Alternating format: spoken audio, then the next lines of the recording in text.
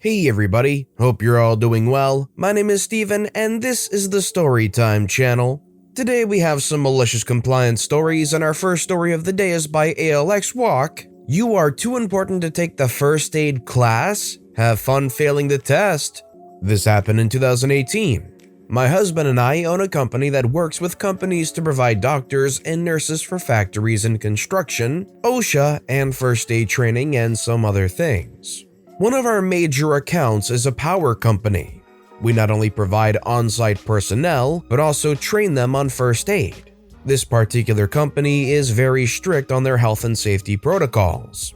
They require all their crews to have an up-to-date first aid certificate, and they had shelled a decent amount of money to equip each of their sites, including their offices, with 2 AEDs, automatic electric discharger.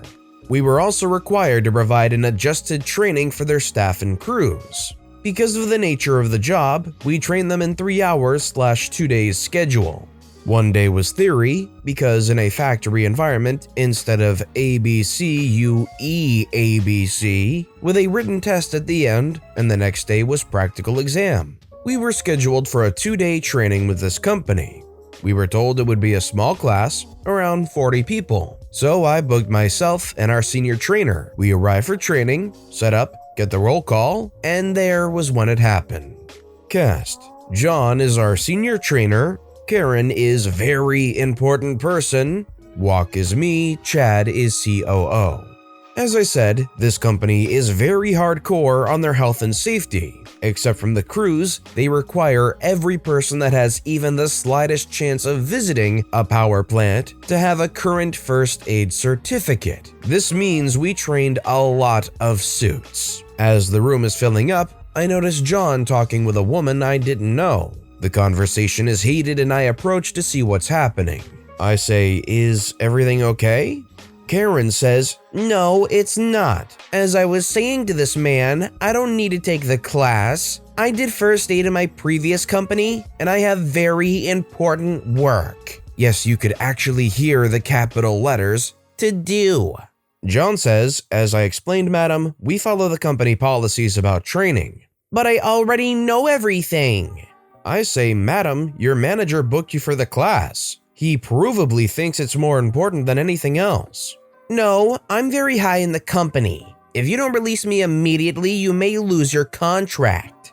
At that point, she looked at us with crossed arms and a smug face. John, being a no-nonsense former trainer for the Army's Medic Corps, was ready to explode. Cue malicious compliance. There was a rule for the training, set by the company, that any personnel that could provide an up-to-date certificate could sign a waiver for the in-person training, but they had to take the test. I quickly provided this as an option to Karen.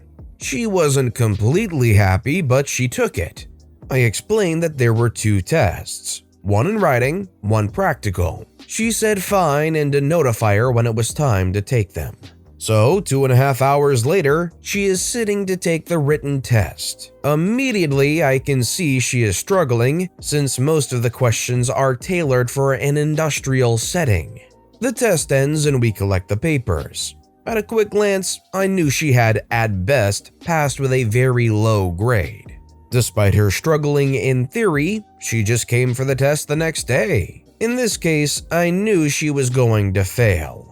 Along with their normal CPR, we had added an AED training, per company rules, and despite being a fairly easy and straightforward machine to use, she had serious trouble.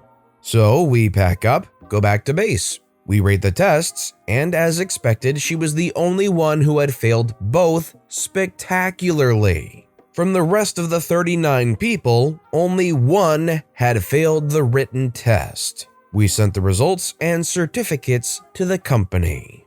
Aftermath. Monday morning, just after we opened, I got a call from Chad, the company's COO. He is one of our major contracts because training was part of his responsibilities. The call went like this. "Good morning, OP.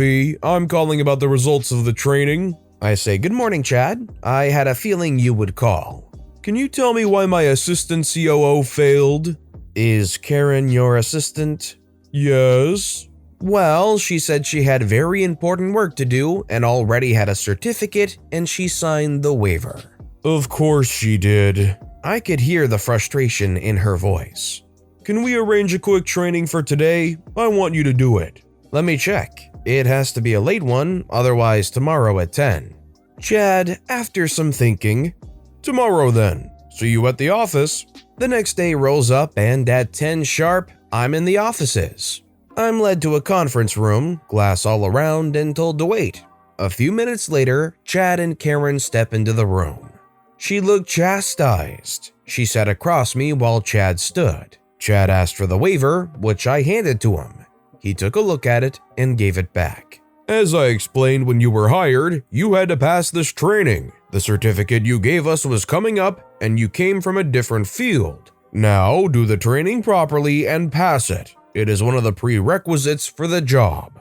Karen took the training properly this time and passed. Since then, she has never complained about first aid training again. Let me ask you guys, when there's situations like this where you're trying to give a whole crop of employees first aid training and an employee says that they already did have first aid training in their background, do you think that they should still have to go through the first aid training regardless of any proof of prior first aid training? Let me know in the comments down below. Our next story is by Minotaur2. Tell me not to come in if I don't comply? Okay, deal. This happened a long time ago at a company we'll call The Company, with a plant manager we'll call Richard. Richard was paid production bonuses, and in his infinite wisdom, greed, he told his superiors that we could get out more production than two plants our size could get out reasonably. With the aging equipment he refused to replace or repair, we were getting seriously behind, and now needed to run 24/7 just to stay as behind as we already were. A side note here, our handbook stated quite clearly that Sunday work was strictly voluntary and was to be requested by the supervisor by Thursday at lunch. Needless to say, attendance on Sundays was abysmal at best, since many of us had families and other important things to do in our life.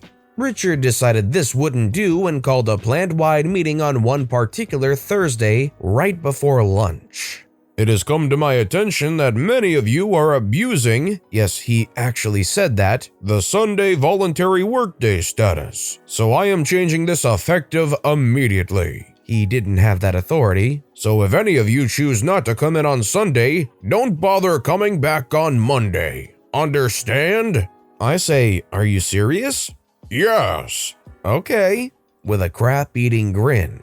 For clarification, we were working 2 shifts, 12 hours each round the clock at this point, and apparently he had this meeting with them as well. Fallout. Me and about 3 others got together and all decided to give him what he wanted. We didn't come in on Sunday or Monday. By Monday morning, around 7 a.m., my phone was blowing up with texts and missed calls. Finally, I answered, and it was Richard asking me, "Where the heck are you?" I politely said, "Enjoying my day off, thanks again." Richard yelled back, "What do you mean day off? You are supposed to be here." I said, "No, you told us that if we didn't come to work on Sunday, not to come in on Monday. And frankly, I thought that was very nice of you to give an extra day off like that." Richard, realizing he's trapped, changed tone slightly. "Well, that's not what I meant, and you know it. Now get in here as soon as you can." I said nicely, "Nope, you can't back out now. Next time, say what you mean. Have a nice day. See you tomorrow." Then I hung up and turned off my phone. I had a great day playing games on PCs with my wife. All I can say is that's a very bold action to do that and call them out like that and just be so blunt with your plant manager like that. I don't know if they even have the capability of firing you directly from them, but that just doesn't seem like the attitude if you wanted to keep that job, although I don't know if OP did or not. This next story is by Ukraina Anarchy. Boss says we can't drive the work truck, so we don't. The title pretty much sums it up, but a long time ago in a city not far away, I had a terrible summer job. Right after high school, my friend and I were looking for practically anything to make money, and his older brother told us about a job he once had, working for the sky washing windows. Now, this guy owns what appears to be a semi-legitimate business. He has a full shop/garage where he stores cleaning products, big fancy tubs that use sonic waves to wash blinds in, and a new, at the time, work truck. He's also a hardcore penny pincher and buys the cheapest, crappiest insurance he can on the truck. Initially, when we got hired on, he would meet us at the shop at 7 a.m., give us the work orders, and ride out with us for the on-the-job training. After a couple of weeks, he would just leave the work orders in his office and then leave us to our own devices. Now, I want to preface with, we weren't lazy, we got paid hourly like $9 an hour, but we commissioned based on the number of individual windows we cleaned in a day, plus how many windows required a ladder. Those paid an extra 50 cents each. So if we knocked out 3 to 4 jobs in one day, we could take home approximately $14 to $15 an hour. Another important fact is that this was right after high school. So we were both 18 and for whatever reason, the boss didn't bother to ask or check our hiring paperwork to confirm this. Well, after a month or so, he finds out how old we are and has a come apart. Turns out his insurance on the truck has a clause that anyone driving has to be at least 25 years old with a clean driving record. No DUIs or anything like that. Or his monthly payment triples. So he makes it very, very clear to us that we are not to drive the truck, and if he finds out we're doing it anyway, he'll fire us and dock any bonus pay from our final checks. Legally, he can do that because it's a bonus, not hourly. I need to drive home the fact that he was so god-darn delusional that he never paid attention to anything. So one day we come into the shop and see a stack of about 15 jobs. However, he didn't schedule anyone else. Never actually scheduled himself because he expected the shop to just run itself. Except for the two of us that day. Cue malicious compliance. He liked to micromanage, but simultaneously never picked up his phone if we called him. So despite calling him numerous times to let him know we can't do anything, we end up just sitting in the shop and listening to the radio for most of the day. This was also only a year or two after smartphones came out, so things like streaming music and movies or playing games on your phone was essentially non-existent unless you had a spare $1,000 lying around to buy the fancy new iPhone 2. Fast forward about 5 hours, and he calls one of us to ask how things are going, how many jobs we'd finished, and if we needed help to get any completed. We explained that we'd been sitting in the shop all day waiting for him to come in so we could get started. Well, at this point, he goes freaking ballistic and starts just tearing us up one side and down the other about wasting his time and money and blah blah blah. Why didn't you call me? Who else is there? Has anyone finished any of the jobs? Needless to say, that was our last day there. But we threatened to report him if he didn't pay us for the time we sat in the shop that day, so we still got paid almost a full day's wages, and from what I heard, within a year or so later his shop folded. So win-win, I guess. I mean, besides the whole you can't drive the work truck thing, it sounded like it wasn't that bad of a gig. Was it really that bad that you were just willing to just toss it away so easily? I mean, I guess it was. This next story is by John Alcatraz. Waited 1 year to take my hoodie off. I was in anime club in high school all 4 years, and every year we got to miss class to go take club pictures for the yearbook. The lady taking the pictures was overworked, probably underpaid, but most of all, she was a real jerk. My sophomore year, 10th grade, I was in line with the rest of the club and was told to take my hoodie off. She was very aggressive about it, and while we were trying to be fun and pose, this wasn't a problem for any other club, just the weeaboo nerds like us, I guess. She told us to shut up and put your hands at your sides. So we took our boring picture, all of us frowning. But I waited. I had an idea. Next year, club pictures came, and I made sure I was just wearing a hoodie with no shirt underneath. Same lady, same vitriolic hatred for nerds like us. Take that hoodie off, she said, and I frowned, looked at her, and slowly lifted it off. I was 16 at the time, very tall and very hairy. She looked away and said audibly, "What the freak?" Before I could get a word in edgewise, she told me to put it back on, and we took the picture as normal. We even got to hold up peace signs, which, as you may know, 2010 weeaboos loved. Man, forget anybody that's trying to restrict people from having fun during those years. You only get 4 years of high school unless, you fail a little bit, but that's another story. You're just kids, you're growing up, you're coming into your own. You need to be able to enjoy those things. Screw anybody that has hatred for any group of kids in high school. Unless the kids are the ones acting like absolute crap, let them have some fun, let them have a good experience in high school. And our final story of the day is by Anam BH, The Tale of 50 Cents. I believe this goes here, but if not, I hope you chuckle. I have been a cashier for years. I'm 20 years old, but I can easily pass as a 16-year-old, so sometimes people speak to me in a rude way. Cool, it happens. Moving on.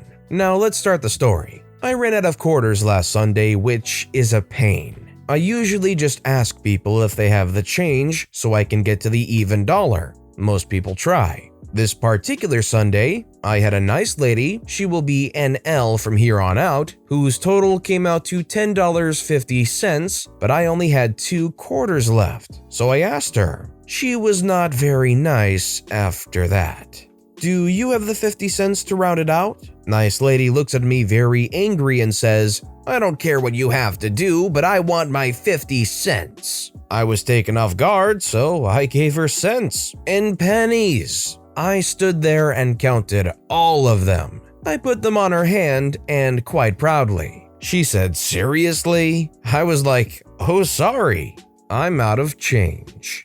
That's definitely a little bit annoying if that happens as a customer, but nothing to get nasty or rude about. Most situations like that can be figured out fairly easily if you're just willing to work with them. But with that being said, that's all the time we have for today. So if you have a favorite story of the day, let me know which story and why in the comments down below. But besides that, if you enjoyed the video, please consider giving it a like, and if you haven't, subscribe and turn notifications on so you'll never miss an upcoming video. No matter what you do, whether it's just viewing the video, liking, subscribing, turning notifications on, I appreciate the heck out of it. Every little thing that you do helps the channel grow that much more, and I can't thank you enough for it. So until next time, I hope you all have a wonderful day, and I'll be right here next time on the Storytime channel.